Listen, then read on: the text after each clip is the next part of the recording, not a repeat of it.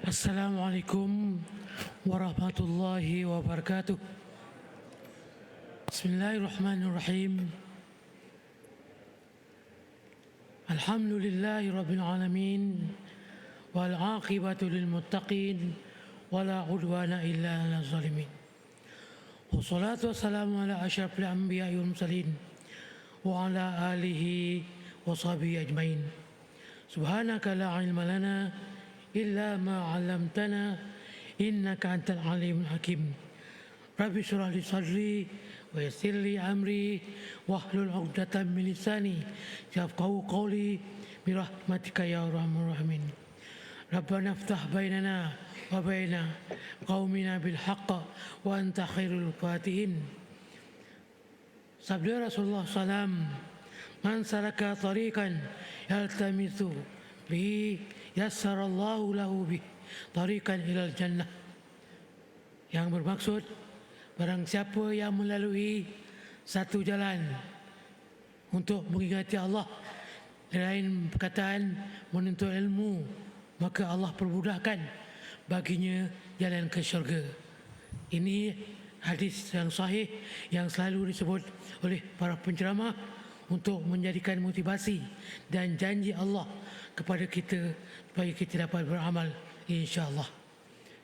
Tuan Nazir yang saya hormati, timbalan, Tuan Imam, Tuan Bilal, Pak Siak, bersama di Jawatan Kuasa Masjid yang terkini dan mantan-mantan, tuan-tuan guru, tuan-tuan haji, tuan-tuan tetamu Allah, puan-puan yang saya hormati, rahimakumullah.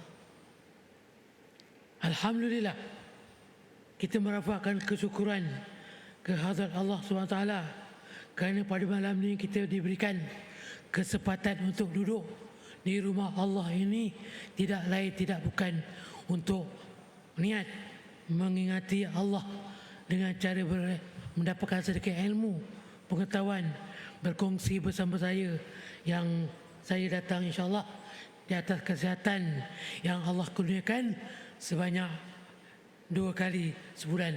Alhamdulillah.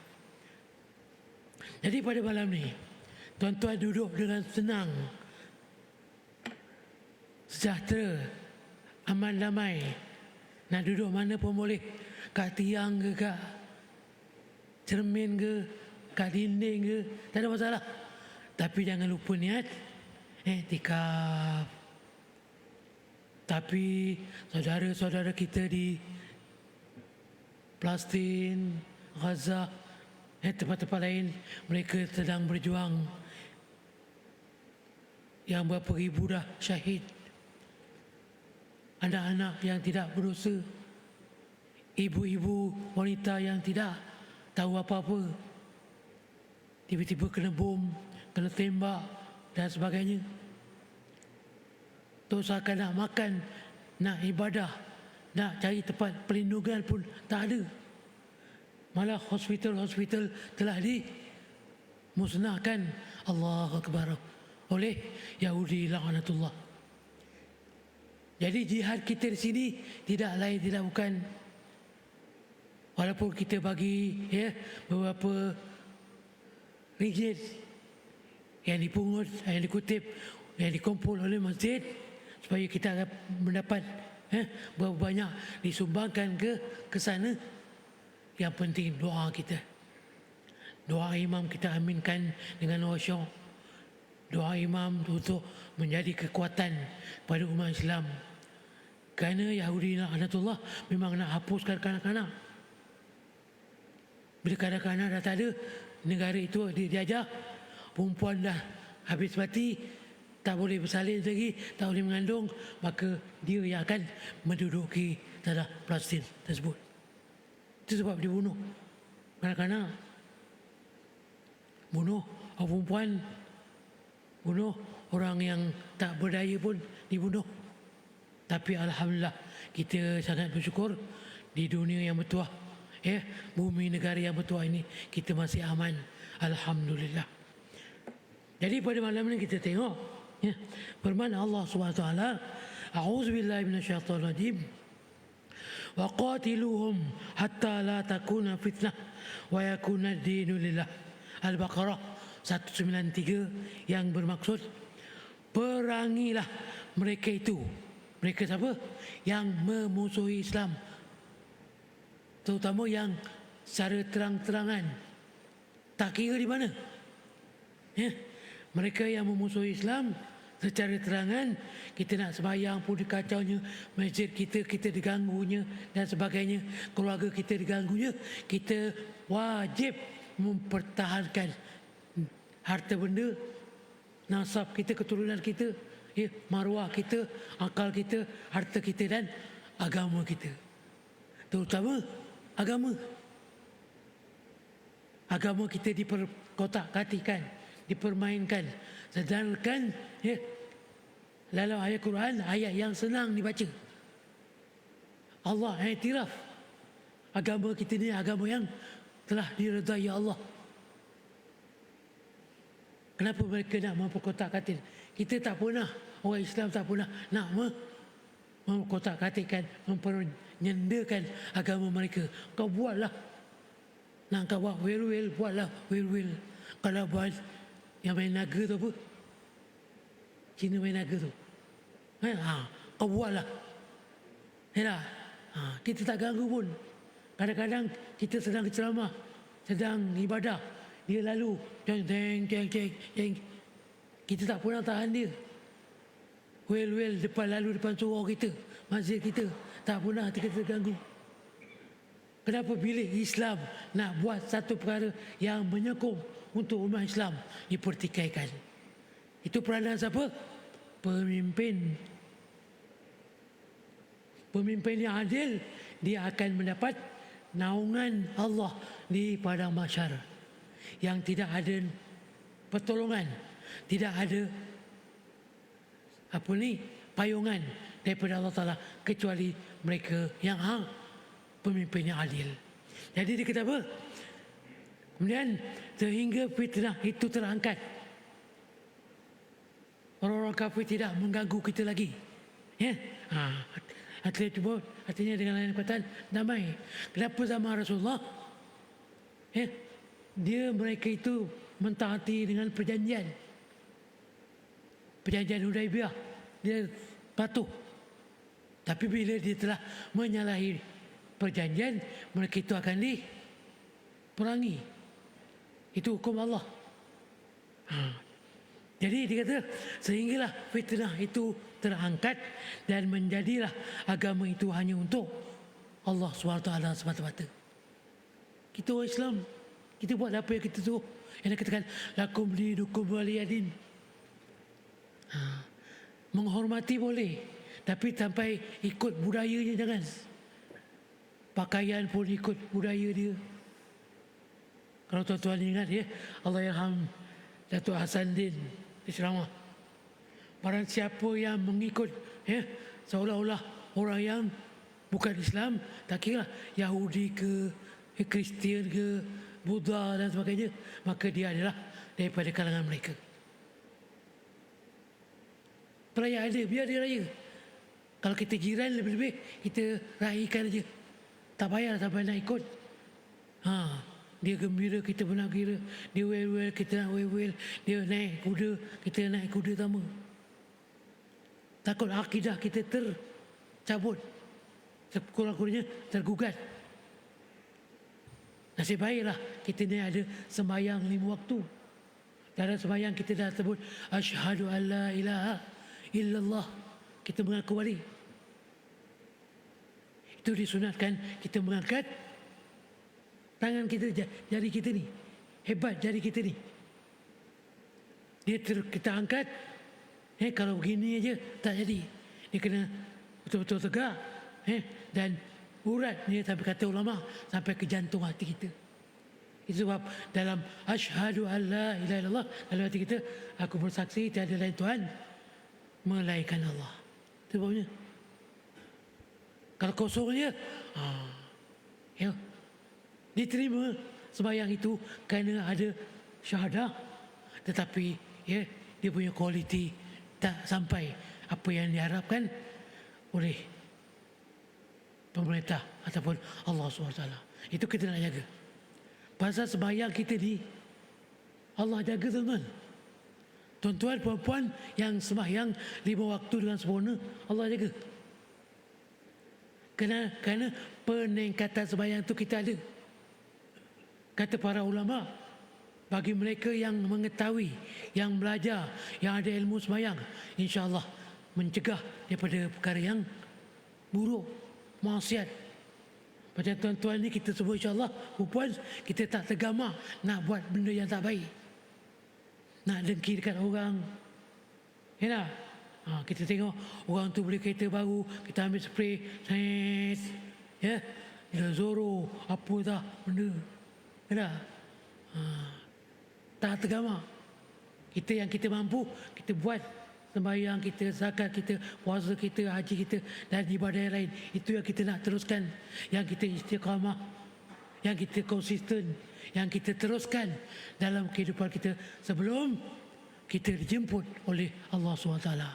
Itu dia. Tapi dengan syarat kita buat ada peningkatan sembahyang kita. Apatah lagi kita umur dah makin kurang kan. Saya rasa minggu lepas, 2 minggu lepas saya datang, rasa saya tengok kalender. Betul ke aku ni?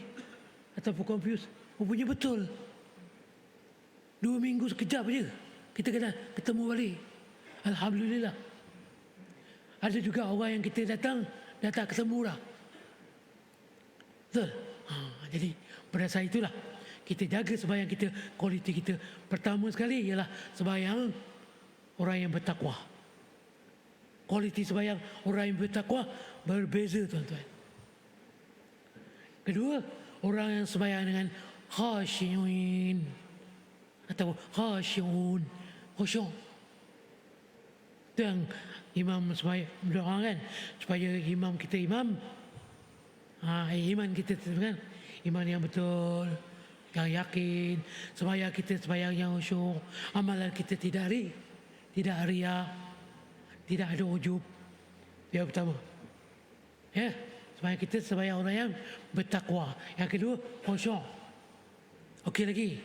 Yang ketiga, kita sembahyang orang yang sebagai budaya. Orang sembahyang, dia sembahyang. Ya, kalau dia tak sembahyang pun suka hati dia je. Tak ada menjadi satu kewajipan bagi dia sembahyang itu. Sajalah sembahyang. Ya tak? Keempat, mereka yang sembahyang sebagai ikutan. Bulan puasa, tarawih, ramai. Minggu pertama, minggu kedua, okey. Hujung-hujung, itu ikutan. Yang paling malang, sembahyang jahiliyah. Sembahyang orang yang tidak ada ilmu. Kita sembahyang mesti ada 5 perkara tuan-tuan. Pertama sekali kita tahu syarat wajib sembahyang. Bila saya cakap tu cuba tuan-tuan bayangkan sekejap. Syarat wajib sembahyang tu apa dia? Tuan-tuan sembahyang ni, saya sembahyang, puan-puan belakang saya sembahyang. Alhamdulillah. Anak kita pun sembahyang. Apa syarat wajib sembahyang? 1. Kalau lupa balik rumah, buka balik dalam Muta'al Badrin. Kedua, syarat sah sembahyang. Saya belajar sekolah rendah dulu. Syarat wajib sembahyang, syarat sah sembahyang. Ketiga, rukun sembahyang yang 13 perkara. Boleh colang-caling. Atas bawah, suka hati dia boleh.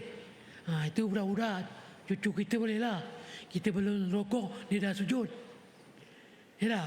Kemudian kita sembahyang, dia sembahyang sujud, pandang kita. Itu cucu kita. Tak apalah, dia berlatih. Tapi kita ni kena tahu rukun sembahyang daripada mula. Daripada takbiratul ihram sampai Assalamualaikum warahmatullahi. Ya tak? Kemudian yang sunatnya apa dia? Tadi rukun, kemudian sunat. Kemudian yang membatalkan apa dia? Dan yang kelima ialah perkara yang makruh. Kita kena tahu kawan. Flashback balik apa yang kita telah pelajar. Bagus. Kita amalkan ni bagus.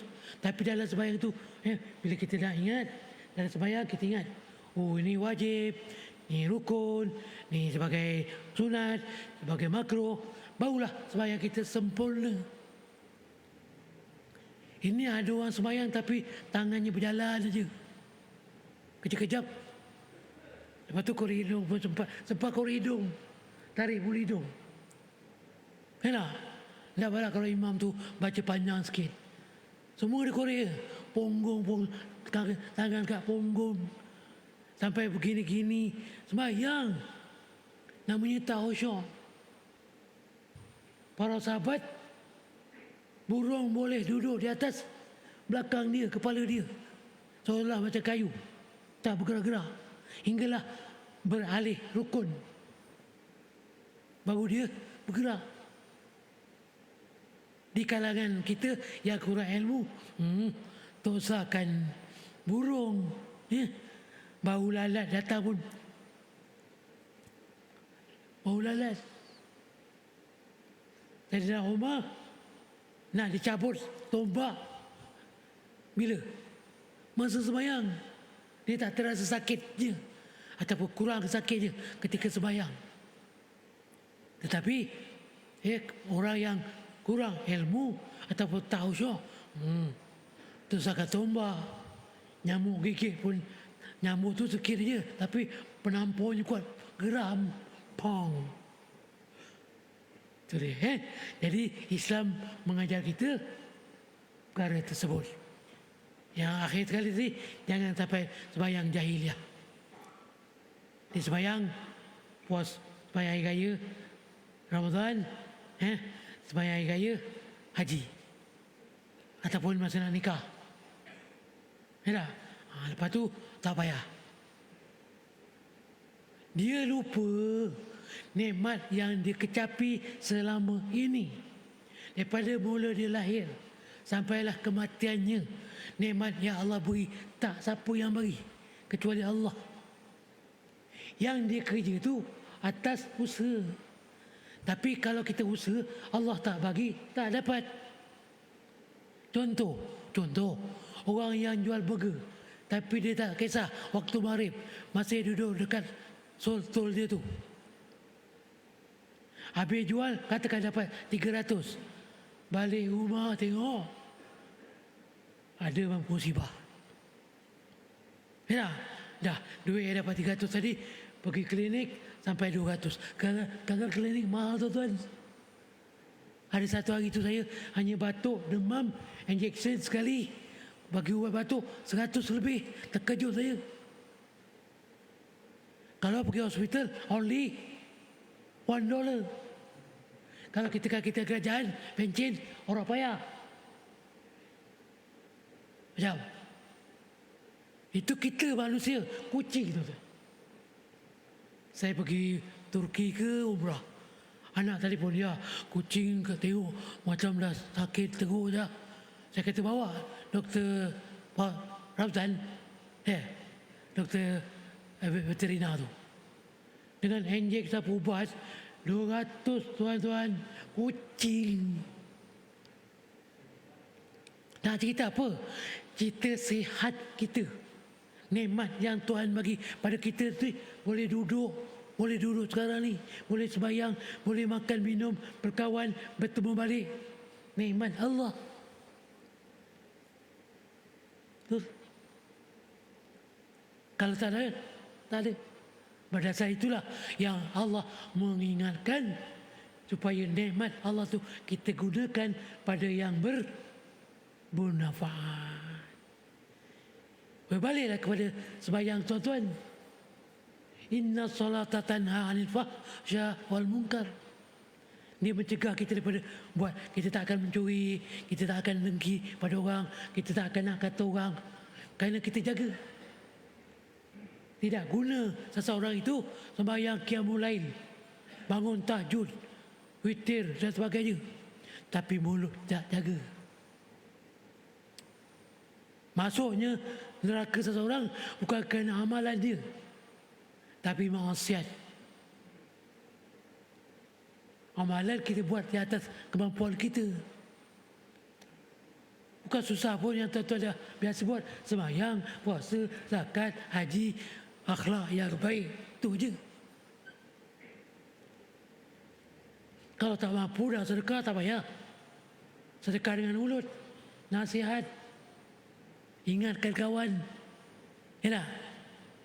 Apatah lagi dengan zakat. Tetapi benda itu menjadi sedekah. Ucapan salam, sedekah. Duduk, tuan-tuan dulu ni, jihad. Apa dalam kitab Hidayatul Salikin bab fadilat orang yang menuntut ilmu. Tuan-tuan ni walaupun malam sejuk dipayungkan oleh para malaikat. Tak ada nampak malaikat datang bawa pada Tuan Imam, Tuan Bilal. Simboliknya yang disebut oleh Nabi SAW. Dipayungkan, didoakan dengan rahmat, didoakan dengan nikmat, didoakan dengan pengampunan, diberikan ganjaran, ditinggikan makam. Diiktiraf sebagai orang yang berjihad pada jalan Allah. Satu lagi, sebagai dapat duduk di taman-taman syurga. Raudhatul Jannah.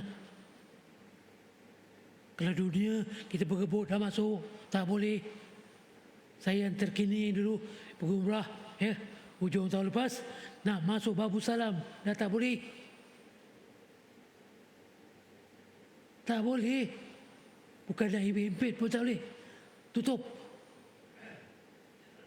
Nak masuk pun kita dah ada 4 hari 5 hari kat situ, hanya sekali.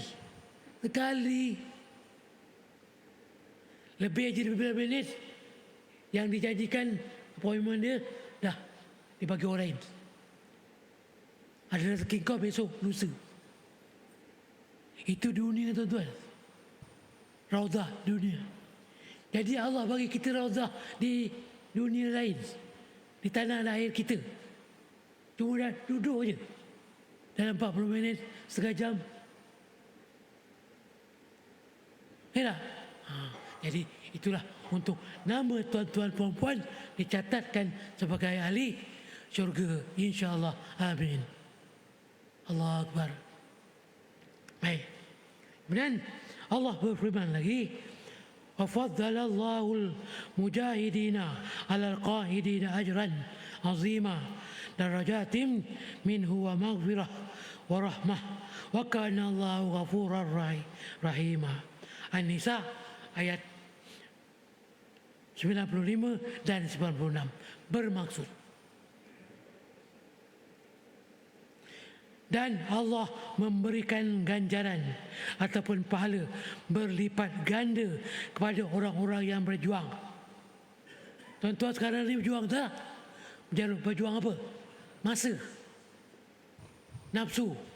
Daripada duduk kat rumah tengok TV, tengok drama Korea, tengok drama apa-apalah, tuan-tuan datang dah satu perjuangan. Yang Nabi sebut, balik kita daripada Perang Badar, walaupun dah menang, ada lagi satu perjuangan, peperangan, iaitu berjihad dengan hawa nafsu. Kalau nafsu kata nak pergi ke tidak, nak pergi ke tidak, siapa menang? Akal ke nafsu? Tuan-tuan, akal menang, cahaya iman menang, hati nurani tuan bersih, pasal tuan menang, nafsu kalah. Tapi kalau tuan-tuan yang selalu saya sebut, pergi pasar malam ke, waktu orang ada kuliah di masjid, di surau, bahasa itulah nafsu kita, jomlah, kau dah lama tak pergi, kan cukup bulan ni. Contoh, alah, Ustaz Aziz je, lainlah jemputan dari luar. Tengok. Tapi orang yang menang dengan berjihad melawan nafsu, dia tahu, aku duduk saja dapat ganjaran. Aku dengar je, telinga aku menjadi saksi di akhirat kelak. Mata aku memandang tuan-tuan guru, memandang kawan-kawan, dah menjadi saksi. Tuan-tuan duduk di atas kapet, walaupun dengan kapet, dengan aircon, dengan apa, menjadi saksi. yang tuan-tuan baca tiap-tiap malam Jumaat, baca di rumah, baca dalam majlis kematian dan sebagainya. Semua orang tahu. Tapi kenapa tak nak buat? Kenapa tuan-tuan aja yang buat? Kenapa puan-puan yang buat? Kerana tidak ada ilmu. Dia lupa dia akan mati. 2 hari lepas, pangkat anak saudara saya meninggal dalam tidur. Bukan dah pukul 7 lebih, pukul 8 anak cucu balik, saya cuti di Bali. Buat sarapan, borak-borak, dia pun naik atas, dia kata nak rehat, tidur betul terus. 9.45 naik tengok dah tak ada.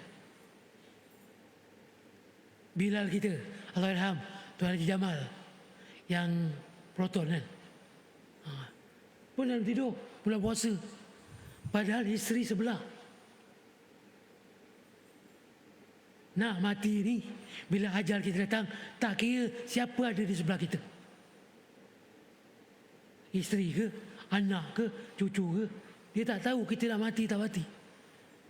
Pasal pagi tu elok bersembang, 9 lebih bangun balik, naik atas tengok dah pagi ajak sarapan, tak ada. Ya, banyak ramai lah yang saya dengar, yang saya layan, tengok sahabat-sahabat kita yang meninggal dalam tidur. Itu sebab kita kena tanggungjawab, tunaikan tanggungjawab sebelum kita tidur, melelapkan mata. Jangan tangguh, nantilah tengah malam aku nak tahajud.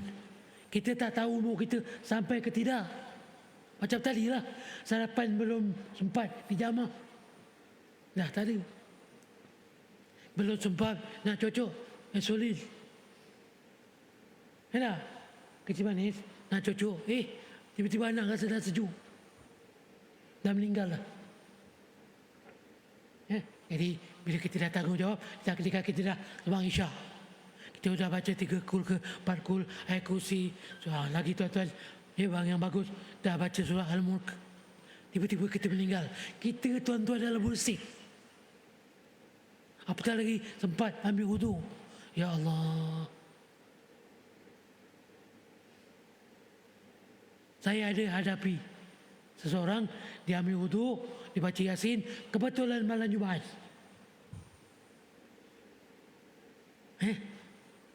Dalam pukul 2 dia meninggal. Alhamdulillah, dia dah beristighfar.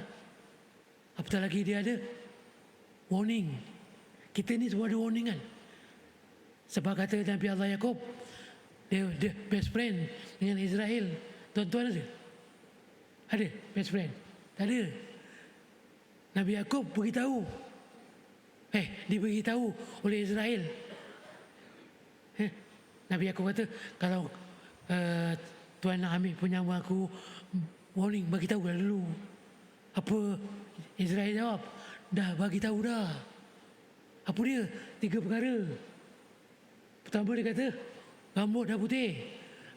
Itu tak payah dye. Dah putih tu putih lah. Itu tanda ingatan Allah.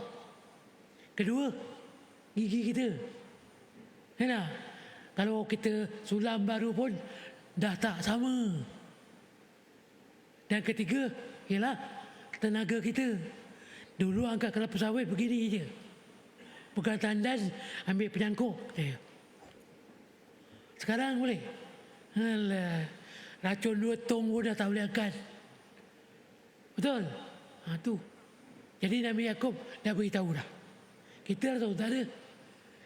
Bukan sakit tu tanda nak mati. Tak. Saya sakit tak mati pun. 2 bulan. Jadi tak tentu. Ya, tadi bos anak saya, Putrajaya, betul ya, meninggal baru umur 40 lebih ke 50. Ini saya cerita tentang yang Allah janjikan kepada kita, kematian. Kullu nafsin dha'iqatul maut. Jadi bersedialah. Maka kata Sayyidina Ali karamallahu wajhah, orang yang cerdik itu ialah orang yang mengingati mati. Bukan artinya kita tak buat apa-apa. nak makan tak payahlah, berapa tenaga, dah nak mati dah. Memang mati cepat betul. Ya tak? Doktor tanya, pakcik ni tak makan ke? Memang tak makan, dah nak mati dah. Itu dah apa ni, etikat yang Qadariyah, Jabariyah. Ya tak? Serah aja. Qadariyah pun tak boleh. Kita ahli sunnah wal jamaah, itu yang kita lakukan. Okey? Jadi bila kita ingat kematian, kita lebih khusyuk dalam ibadah kita. Kita lebih tambah ibadah kita. Makin banyak amalan kebajikan kita. Pakai gaji kita memakmurkan masjid kita. Untung tuan-tuan. Tuan-tuan rasa rugi bila sakaratul maut. Sakarat, nyawa nak cabut. Daripada ujung kaki sampai naik ke perut, ke kerongkong, lepas. Kalau ruh yang baik Allah terima, alhamdulillah. Tapi kalau roh yang tidak baik dicampakkan semula kepada kita dan kita akan diseksa. Waliyahzubillah. Kemudian, dan mereka itu lebih daripada orang-orang yang duduk darjat yang tinggi. Tuan-tuan ni, orang yang bertutur ilmu. Walaupun orang tak tengok kita sebagai orang yang berkedudukan, bukan kita VIP, bukan kita yang berhormat, bukan kita yang diagung, tak. Tapi Allah iktiraf kita, menghargai tuan-tuan yang dengan doanya. Itu yang dia kata, walau sebanyak mana pun dosa tuan-tuan kita semua, termasuk saya, perempuan setinggi langit, sepenuh bumi, tapi dengan syarat dia tidak syirik, diampunkan oleh Allah Ta'ala. Yang kita baca atas tadi, wa kana Allah ghafurar rahima. Allah itu Maha Pengampun, Maha Kasih Sayang. Seboleh mungkin tidak ada umatnya, hambanya dimasukkan ke dalam neraka. Itu sebab dia beri peluang. Selagi belum har-har, bertaubatlah kau. Yalah, maka Allah ampunkan. Jangan jadi Firaun. Dah betul-betul sangat tekek sini. Tinggal celup je, mati. Baru percaya, aku beriman dengan amanna bi Rabbi Firaun, Rabbi Musa. Dah tak ada mana dah. Cuba juga kita, bila dah nazak kasih ni, baru nak beristighfar. Ini yang disebut oleh para ulama, tuan-tuan guru, kiamat hampir. Kalau dah matahari terbit ke barat, tidak ada pengampunan. Kalau har-har dah sampai ke halkom, dah tak ada pengampunan. Kalau dah koma, tak boleh buat apa-apa, tidak ada pengampunan. Jadi berdasar itulah, untungnya tuan-tuan, kita semua masih Allah beri kesempatan untuk bertaubat dan beribadah. Yang akhirnya kata Allah, selain daripada ditinggikan darjatnya, Allah memberikan keampunan, Allah beri rahmat, kasih sayang, dan Allah itu Maha Pengampun lagi Maha Penyayang. Jadi itulah yang saya boleh sampaikan pada malam ni untuk tatapan dan ingatan pada diri saya, tuan-tuan, perempuan, walaupun sedikit, tapi kita amalkan, itu yang penting. Kalau banyak pun pakai kasut dah lupa dah. Bila sebelum Isyak pakai kasut dah balik, dah tak tahu apa tadi aku pun kelalaian. Tapi pahala tetap Allah perintahkan malaikat catat untuk kita hingga hari akhirat, insya-Allah. Aku qauli hadza wa astaghfirullah li lakum. Assalamualaikum warahmatullahi wabarakatuh. Terima kasih tuan-tuan, salah silap saya mohon maaf di atas kekurangan, kesilapan, kelalaian saya, yang benar daripada Allah juga. Bismillahirrahmanirrahim. Alhamdulillahirrahmanirrahim. Wassalatu wassalamu ala asyrafil mursalin wa ala alihi washabihi ajmain. اللهم اغفر لنا ذنوبنا ولوالدينا وارحمهم كما ربونا صغارا وجميع المسلمين والمسلمات والمؤمنين والمؤمنات برحمتك يا ارحم الراحمين. اللهم اغننا بالعلم وزينا بالحلم واكرمنا بالتقوى وجملنا بالعافيه. اللهم نور قلوبنا بنور هدايتك كما نورت بنورك ابدا ابدا برحمتك يا ارحم الراحمين. اللهم اختم لنا بحسن الخاتمه ولا تختم علينا يا الله بسوء الخاتمه وادخلنا الجنه مع الابرار يا عزيز يا غفار يا رب العالمين. وصلى الله على سيدنا محمد وعلى اله وصحبه اجمعين والحمد لله رب العالمين. سبحانك اللهم وبحمدك اشهد ان لا اله الا انت استغفرك واتوب اليك.